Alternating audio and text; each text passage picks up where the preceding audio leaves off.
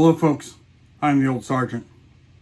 In the last 48 hours, the Nazarene Fund has rescued 1,700 people out of Afghanistan. This was because of you and your donations and your prayers. These people are going to have lives now because of your help. The Nazarene Fund has raised almost $30 million. It's probably $30 million or more by now.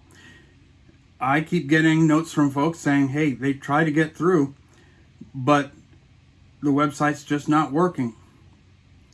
Keep trying, or write a check and mail it to them. It'll go to the same effort. Something else you may consider, something I do, is a monthly contribution to the Nazarene Fund. We're going to be rescuing people for a long time in not just Afghanistan, but other places in the world. The Nazarene Fund is also helping other organizations that have requested their help to get people out.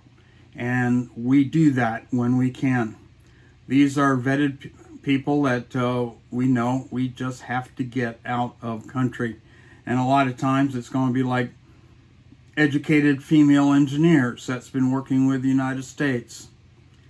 We need to get these folks out, and we're working to get these folks out, and other organizations are trying to get people out too. And when they ask for our help, we give it, and we offer our help. And by our, I mean the Nazarene Fund folks, and us that contribute to the Nazarene Fund's effort. One example that we're having to deal with is we know of 200 judges in Afghanistan, which includes Afghani Supreme Court members, women with death sentences on them because they dared put a man in prison. So they know who these people are, and they're coming after them. Recently, they were at the gate at Kabul, but couldn't get through. Our State Department blocks them. So we're still trying to get those folks out. We have other people like the translators, which is what I started making a video about. My third video back, I think it was about the translators we're abandoning and leaving behind. We got contractors that worked with us, embassy workers that are now marked for death. We promised these people we would protect them. We promised. America's honor promised. And we are breaking our promise. We are abandoning them to be mercilessly killed by Taliban, an evil horde of demons coming to kill people. And they don't want people to get out because they want to kill them. American government operatives at the Kabul airport are blocking even blue passport people from getting in and getting rescued. American citizens are being abandoned. They will be captured. They will be killed.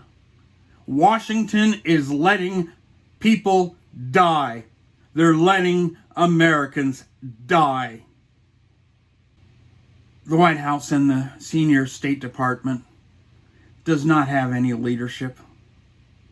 All these people in the White House and the leadership of the State Department leadership, they're nothing but academics, college academics with their theories that know nothing about the real world and are stumbling over themselves wondering what the hell's going on when it all falls apart because they didn't know what they were doing.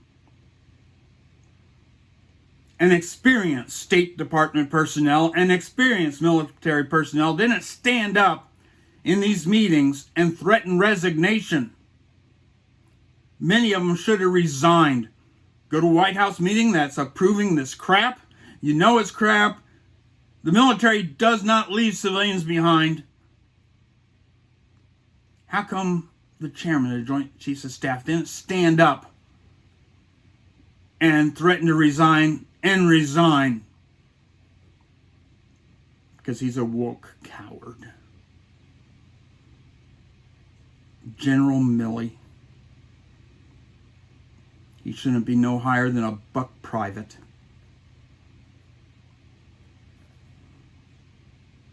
Well, if the American government is not going to save our people, save Afghans that we promised that we would protect them, then the American people will.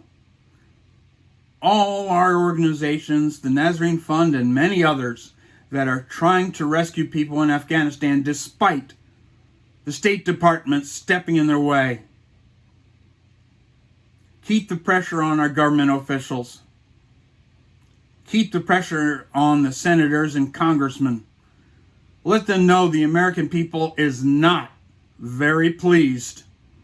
And we will hold them accountable if they do nothing or they support what's going on.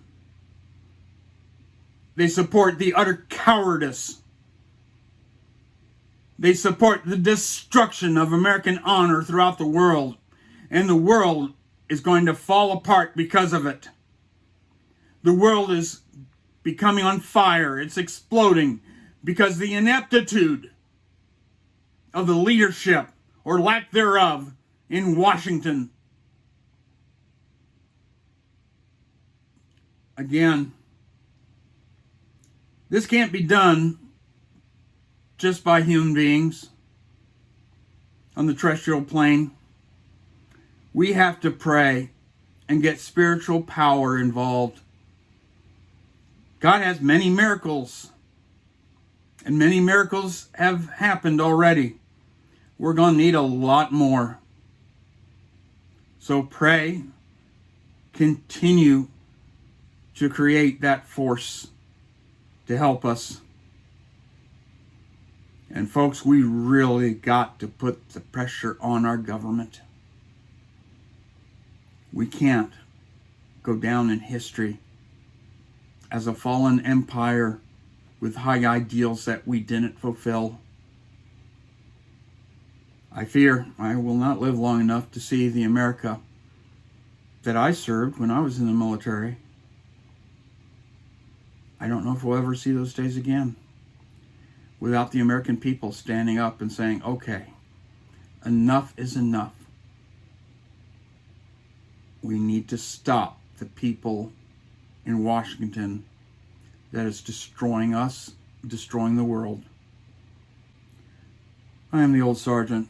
Stay informed, prepared, active, prayerful, and always stay vigilant.